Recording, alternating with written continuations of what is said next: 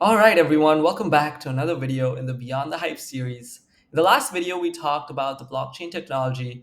We drew some parallels with cloud computing. We discussed how really it's just a virtual machine that allows us to run some programs on it with certain kinds of guarantees, namely a trustless model of computation.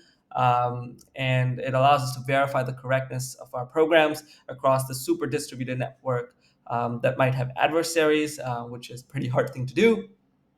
And we talked about how it achieves this by simplifying the model of computation, and it uses a kind of a finite state machine of sorts. So in this video, I want to talk about the actual programs that you can run on the blockchain, because that's where really all the magic happens. And so, as you might have guessed, these programs that run on the blockchain are known as smart contracts. So whenever you hear that term, now you know what that means.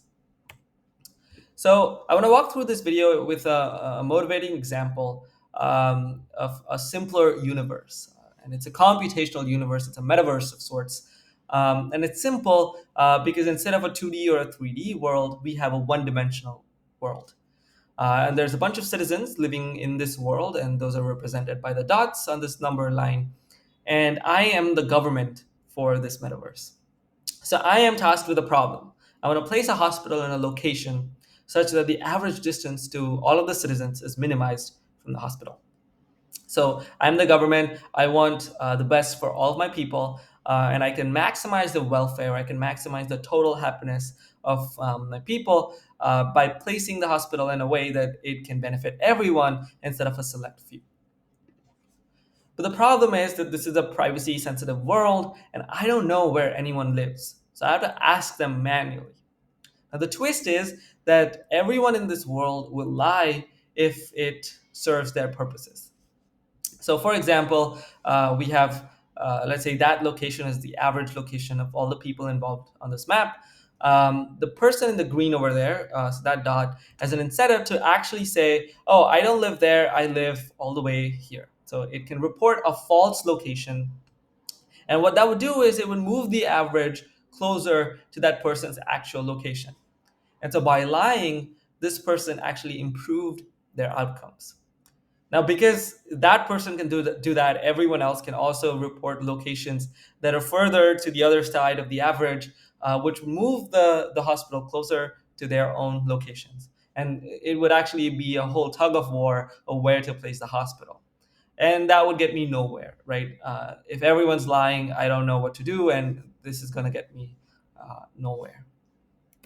So the actual solution, and this is a very well studied problem in game theory and mechanism design, the actual solution in this case seems to be, just say you're going to put the hospital at the median locations instead of the average. And so, for example, in this case, that location would be the median.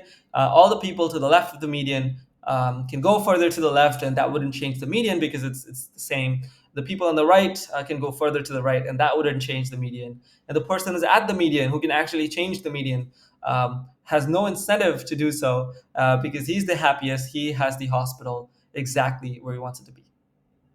Now, clearly, this is not what we wanted, exactly what we wanted. This is, a little bit farther from the average location, which we said will be a little bit to the right. But this gets us close enough. And it's a good approximation because in this case, now everyone has an incentive to just say the truth. And if everyone says the truth, we get a decent solution to the problem. There's still another problem though, and that is that it's not a binding agreement.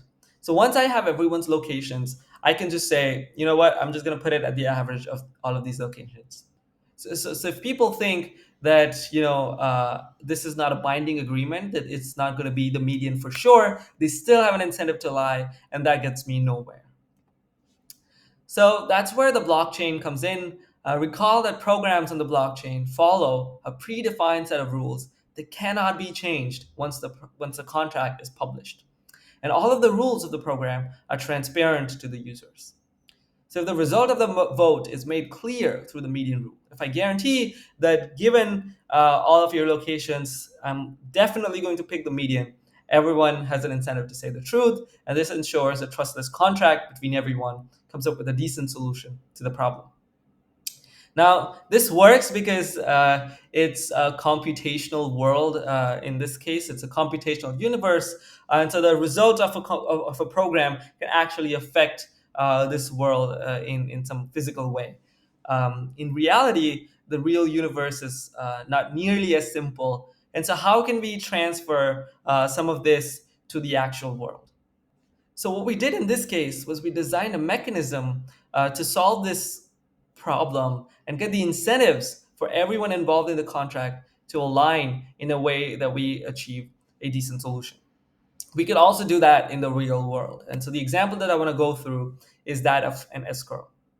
So suppose you're a buyer who wants to buy a car from a seller somewhere else in the world for $1. So the price is fixed. Let's just simplify it. It's $1. Now you don't trust the seller.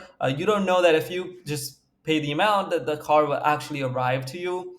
As a seller, you don't know that if you just send the car, if they'll actually pay you. So how can you transact?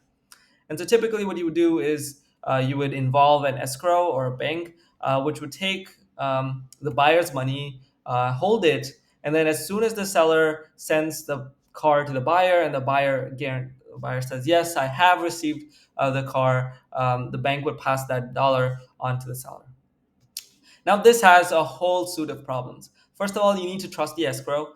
Are they going to just run away with the money, or is the seller going to, corrupt the escrow by bribing them and then just take all the money without actually shipping the car?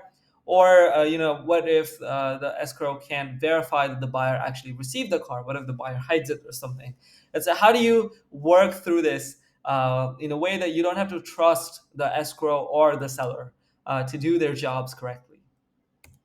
And so, really, that's what we are looking for in a decentralized system. We don't want a party that we need to trust. We need a trustless model of computation, like we discussed in the last video. So, as you might have guessed, we will achieve this using a smart contract.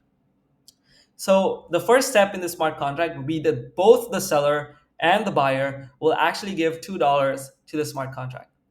So the payments in the smart contracts are facilitated by cryptocurrencies at the moment. Now, if you don't think cryptocurrencies have any physical value, I'm going to do another video on that. But for now, let's just say that cryptocurrencies are just like real money. And so both the buyer and the seller put $2 into the smart contract. Then the seller will actually ship the car to the buyer, and the buyer will say, "Okay, I've received the car." And it'll say that to the contract, and the contract will release the funds back to the buyer and the seller.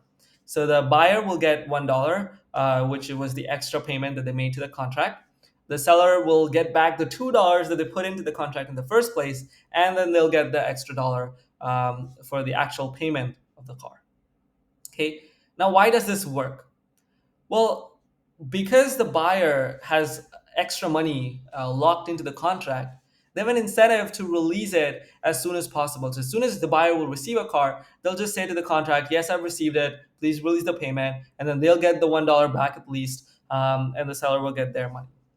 The seller has an incentive to ship the product because they have a lot more also inside the contract. They have two extra dollars into the contract that they need to get back, and the payment, of course. So the seller has an incentive to ship the product as soon as possible and clear the money of the contract. And the contract is fixed, it's on the blockchain. So the rules of the contract cannot be tampered with, and both of them know that this is the case.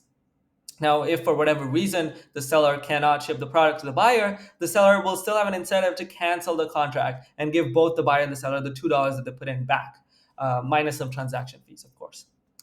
So what we did was, with this smart contract, we were able to achieve a system where neither the buyer or the seller needed to trust each other or a third party, an escrow, to behave in a certain way to achieve all of their outcomes.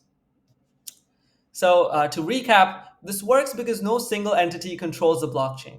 So this guarantees that the contract's rules will not be tampered with. But note that smart contracts are not good by default. We had to really craft a special mechanism such that both parties have an incentive to work correctly. And that's really what smart contracts are all about. It's about designing programs, designing systems where the incentives for all the parties involved are to act in the best way. And that's what gets the smart contract working. There may be other edge cases, so we might need to add timeouts, etc. So I didn't go into complete detail, but in a robust smart contract, we would typically incorporate all of those conditions as well. Overall, the big advantage is that this mechanism did not require us to trust a third party to behave correctly, and that's really what the blockchain is all about. So, in summary, really, if there's one thing you take about smart contracts from this video, is that they're basically like games where you make the rules, but once you make them, the rules cannot be changed, and all the parties involved have to follow those rules. So in the next video, I want to talk about a few more examples of smart contracts in practice and how people have actually used it for their business outcomes. But hopefully this was useful. Hopefully this gives an intuition about smart contracts and a little bit about mechanism design, I hope.